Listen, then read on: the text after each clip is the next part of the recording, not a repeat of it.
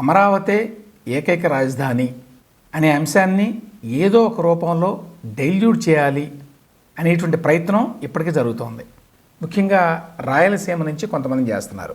కూటమి ప్రభుత్వం వచ్చిన తర్వాత క్లియర్గా అమరావతి ఏకైక రాజధాని, రాష్ట్ర స్థాయి సంస్థలన్నింటినీ కూడా అమరావతిలోనే పెడతాము, ఉత్తరాంధ్రలో రాయలసీమలో పెద్ద ఎత్తున పరిశ్రమల్ని ఇతర సంస్థల్ని తీసుకొస్తాము అని ప్రకటించారు. ఆ ప్రకారం చేస్తున్నారు కూడా. అయితే కొన్ని పొలిటికల్ కంపల్షన్స్కి లొంగి మళ్ళీ కూటమి ప్రభుత్వం కూడా కొంత కాంప్రమైజ్ అవుతోందా అనే అభిప్రాయం ఏర్పడుతోంది.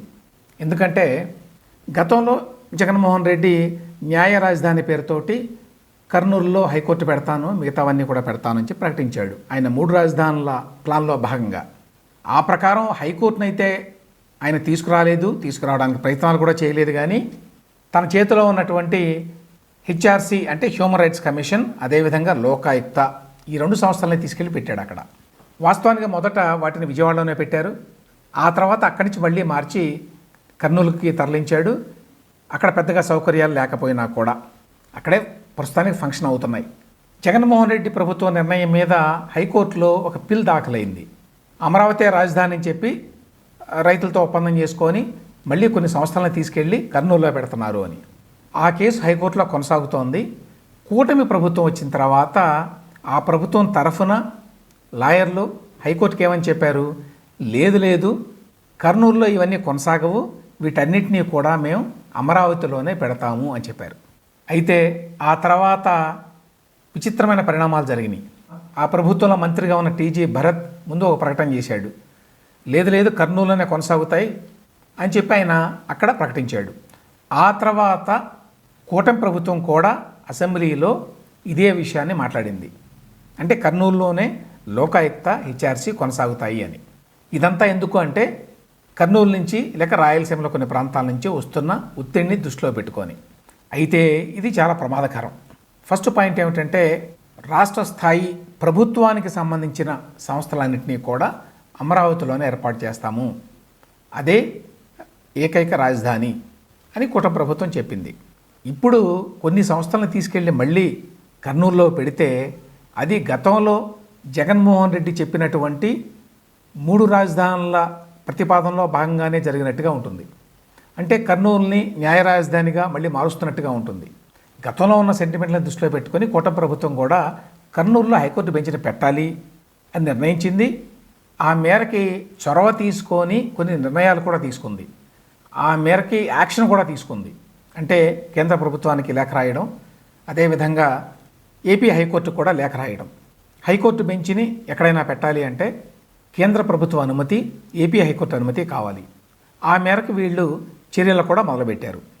అంటే సిన్సియర్గా హైకోర్టు బెంచ్ని కర్నూలుకి తీసుకురావడానికి కూటమి ప్రభుత్వం ప్రయత్నం చేస్తోంది. అది అభినందించాల్సిన విషయమే.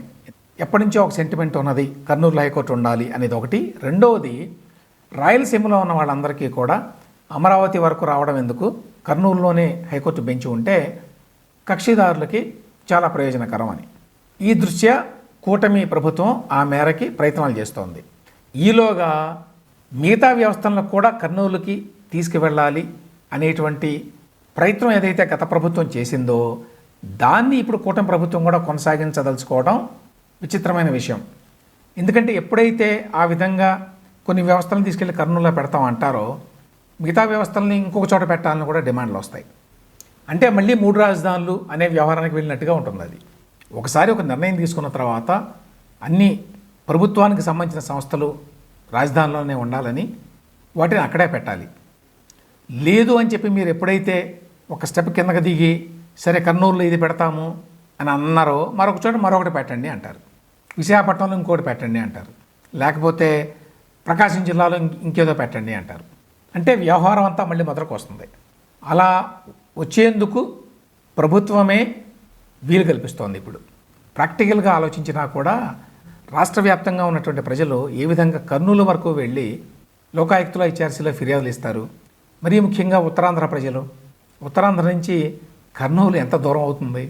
ఇవి రాష్ట్ర స్థాయి హెడ్ క్వార్టర్స్ కింద లెక్క లోకాయుక్త, హెచ్ఆర్సీ. రాష్ట్ర స్థాయి సంస్థలన్నీ కూడా హెడ్ క్వార్టర్లో ఉండాలి. హెడ్ క్వార్టర్ అంటే అమరావతి. అమరావతి అనేది సెంట్రల్లీ లొకేటెడ్. ఆ విధంగా రాష్ట్రంలో ఉన్న అన్ని జిల్లాలకి ప్రజలందరికీ కూడా అందుబాటులో ఉంటుంది అనేది కదా మొదటి నుంచి ఐడియా. అసలు అమరావతి వెనుకున్న ఉద్దేశమే అది కదా. మళ్ళీ దాన్ని ఇప్పుడు డైల్యూట్ చేసేటువంటి ప్రయత్నాలు ఎందుకు చేస్తున్నారు? ఇది ఖచ్చితంగా పొలిటికల్ కంపల్షన్స్ తోటి చేస్తున్నారు, రాజకీయ ఒత్తిళ్ళకి తలొగ్గి చేస్తున్నారు అని అనుకోవాల్సి ఉంటుంది. అయితే ఇది ముందు ముందు పెద్ద ప్రమాదంగా పరిణమించే అవకాశం ఉంది. ఎప్పుడైతే ఒకసారి మీరు తలొగ్గారో ఒక రాజకీయ ఒత్తిడికి, మరొక చోట నుంచి మళ్ళీ రాజకీయ ఒత్తిళ్ళు వస్తాయి. మరి ఈ విషయాన్ని కూటమి ప్రభుత్వంలో పెద్దలు ఆలోచిస్తున్నారో లేదో తెలియదు.